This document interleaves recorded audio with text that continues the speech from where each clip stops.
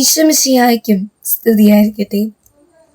നിന്നോട് വ്യവഹരിച്ച് നിന്റെ ഉടുപ്പ് കരസ്ഥമാക്കുവാൻ ഉദ്യമിക്കുന്നവനെ മേലങ്കി കൊടി കൊടുക്കുക.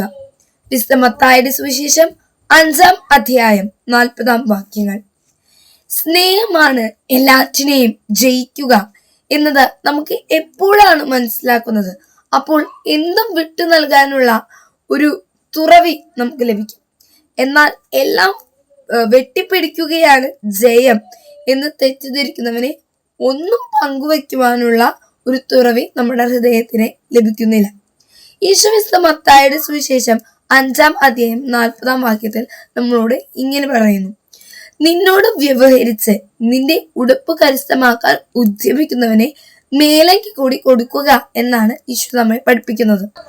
അവൻ നിന്റെ ഉടുപ്പാണ് കരസ്ഥമാക്കുവാൻ വേണ്ടി ആഗ്രഹിക്കുന്നത് എങ്കിൽ ഉടുപ്പും കഴിഞ്ഞ് നിന്റെ എല്ലാ പ്രാഥമിക ആവശ്യങ്ങളും കഴിഞ്ഞ് പുറമേയുള്ള മേലങ്കി കൂടി കൊടുക്കുക. കുറച്ചു കഴിയുമ്പോൾ അവനെ മനസ്സിലാകും നീ അവനെ സ്നേഹിക്കുന്നു എന്നുള്ളത്.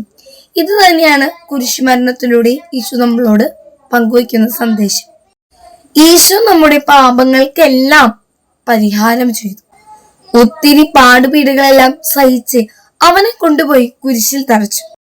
അവസാനം അവന്റെ വിലാപ്പുറത്ത് നിന്ന് രക്തവും വെള്ളവും ഒഴുകി എന്ന് എഴുതി വെച്ചിരിക്കുകയാണ്. ഇതെല്ലാം തരേണ്ട ആവശ്യം അവന് ഉണ്ടായിരുന്നില്ല.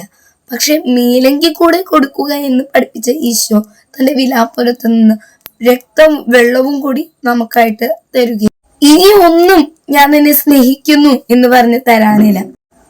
ആർക്കു വേണ്ടി നമ്മൾ പരിപൂർണമായി അർപ്പിക്കുന്നുവോ അവർ അല്പനാൾ കഴിയുമ്പോൾ നമ്മുടേതായിട്ട് മാറും. സ്നേഹത്തിന്റെ സത്യത്തിലുള്ള രഹസ്യം.